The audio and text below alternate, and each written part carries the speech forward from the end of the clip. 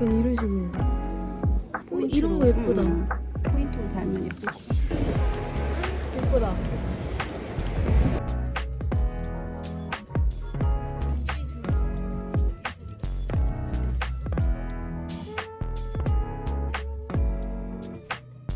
아까 카페 가서 엄마랑 만든 4가지 이미 완성된 책갈피랑 이게 준비물, 그리고 사이즈를 측정하기 위한 책을 올려놨습니다.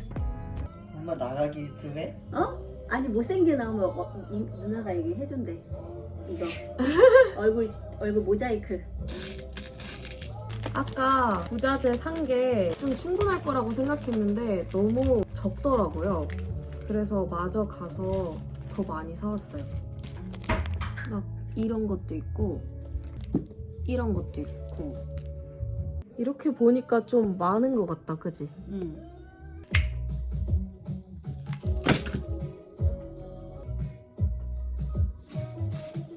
이거 너무 예쁜 것 같아, 그지? 응.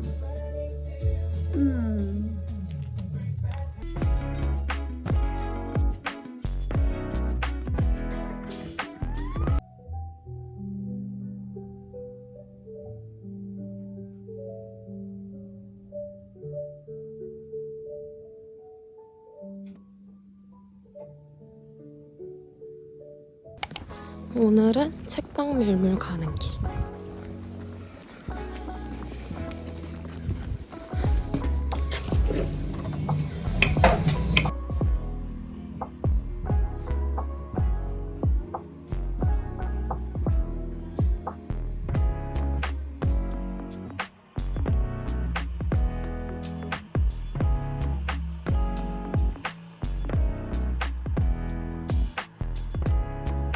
오늘 읽을 책은 이방인입니다.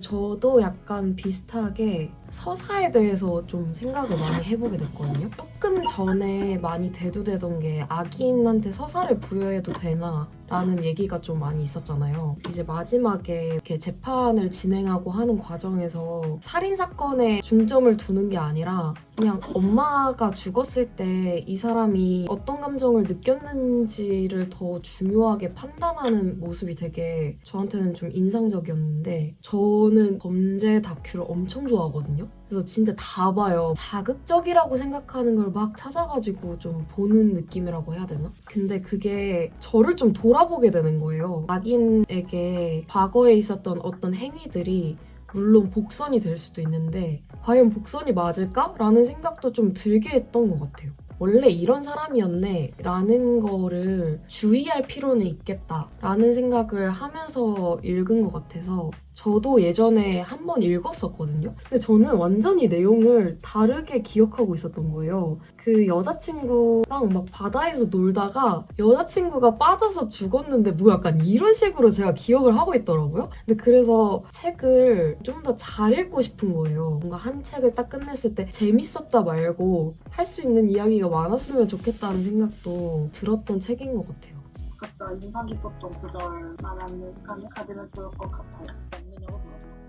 나는 아무도 사람 어쩔 수 없고 아무튼 모든 사람 소중하고 삶이다. 그게 그거 나로서 지금 내 삶이 전혀 불만이 없다고 대답해. 저도 좀 비슷하게 생각했던 게 그냥 이 사람은 거짓을 얘기 못하는 사람, 그러니까 우리는 되게 속이면서 살잖아요, 서로. 예를 들어 아까 언급해주신 그 결혼 얘기를 할 때도 누구든 상관없는데 뭐 나이 차서 그냥 하는 건데 나 너랑 결혼하고 싶어서 하는 거야 라고 얘기할 수 있는데 그렇게 얘기를 못 하잖아요. 근데 그러면 그게 진실성 있다고 얘기해야 되나? 이런 식으로 한편으로 생각했고 또 하나는 막 중간에 강아지 학대하는 노인이 나오잖아요. 저는 거기에서 제가 생각했던 어떤 선과 악의 이게 엄청 혼란스러워졌던 거예요. 생명을 죽였으면 그 죄가 더 우리가 생각하기에 무겁다고 느껴지는데 저는 뭔가 그 학대 당하는 막 그 강아지 막 얘기 나오는데 이 사람이 더 나빠 보이는 거예요. 상대적으로 제가 봤을 때는 아, 이 죄라는 게 상대적일 수 있는데 왜 상대적이라고 느낄까를 생각해 봤을 때는 어쨌든 내가 메르소의 서사를 알기 때문이구나. 좋은 의미로서의 어떤 혼란 같았고 좋았던 부분은 제 책으로 했을 때 112페이지인데 나는 예전에는 하루하루가 과연 어느 정도까지 긴 동시에 짧을 수 있는지 몰랐다. 살아내기에는 길다 할 수 있을 나날의 시간들은 늘어나고 또 늘어난 끝에 마침내 서로 범람하기에 이르렀고 그럼으로써 제 이름을 잃고 말았다.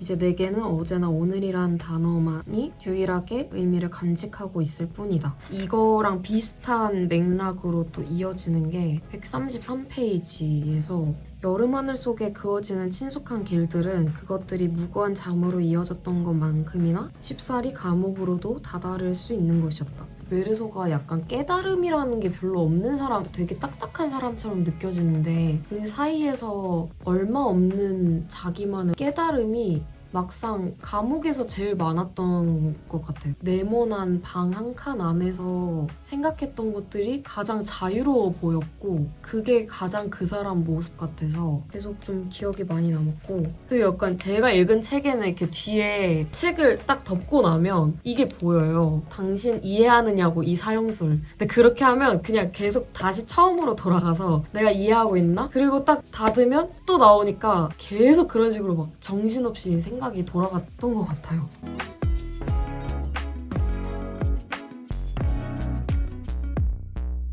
오늘은 영화 서브스턴스를 보러 갑니다.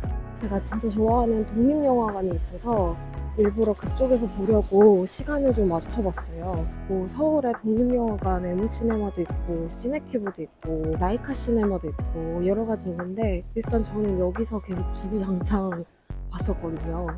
좋다는 평이 많아서 기대하는 중입니다.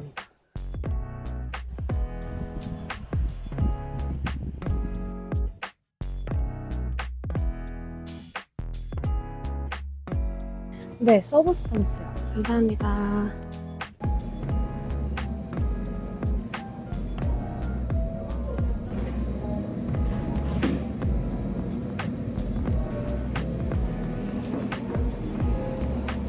영화 다 보고 나오는 길입니다.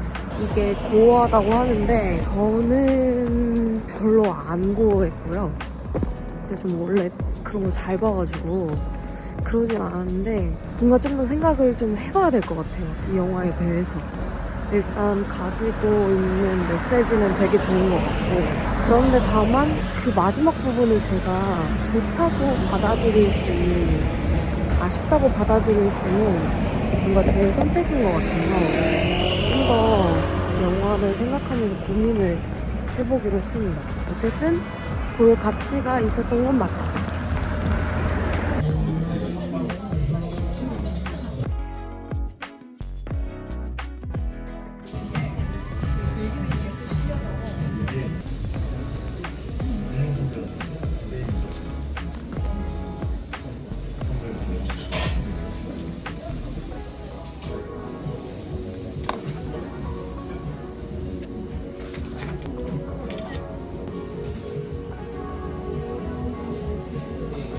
어제 제가 김현덕 시인의 액체 상태의 사랑을 읽고 오랜만에 다시 글을 쓰는 계기가 돼가지고 그 김에 책에 실려있던 구절 몇 가지랑 제 글에 아주 작은 낭독회를 좀 해보려고 합니다. 왜 그런 책 있잖아요. 전체 느낌보다도 어떤 문장에 꽂혀버리는 책이 있거든요. 액체 상태의 사랑이 딱 그런 책이었는데 일단 첫 번째 좋았던 문장을 소개해드리면 삶은 예기치 못한 이벤트 뒤에도 지지부진 이어진다. 잔인한 장면들 위로, 작은 평안이 찾아오고 그 일들을 잊을 만한 잔인한 장면이 또 찾아온다. 나는 여전히 침대에 누워 눈 뜬 채 그 모든 크고 평범한 일들을 바라보게 된다. 처음에 마음을 잊지 않고 그러니까 이벤트들의 깨끗하고 단정한 표면에 속지 않고 삶의 뜨겁고 거친 부분들을 나는 받아들이며 쓸 것이다. 절망하는 대신 살아갈 것이다. 치아와 코뼈의 수치스러운 과거들을 기억해 줄 것이다. 이게 이제 어떤 일이었냐면 이 김현덕 시인이 옛날에 어떤 사랑을 끝내고 나서 술을 진탕 마시고 넘어졌는데 코뼈가 나가고 치아가 부러진 거예요. 되게 부끄럽고도 민망한 사건이잖아요. 그런 과거를 다시 조명하면서 쓴 문장인데 요즘도 그렇긴 하지만 저도 행복한 순간이 오면 즐기기보다 조금 불안해하거든요. 그냥 평탄하게 그냥저냥 이렇게 흘러갔으면 좋겠는데 인생이 그렇게 되진 않잖아요. 그래서 되게 심한 롤러코스터처럼 삶이 지나가는데 이제 고점에 있을 때마다 저점을 무서워하는 버릇이 생겨버린 거죠. 그런데 김현덕 시인은 제가 말하고 있는 이 저점에서의 사건을 결국에는 글로 승화시켰고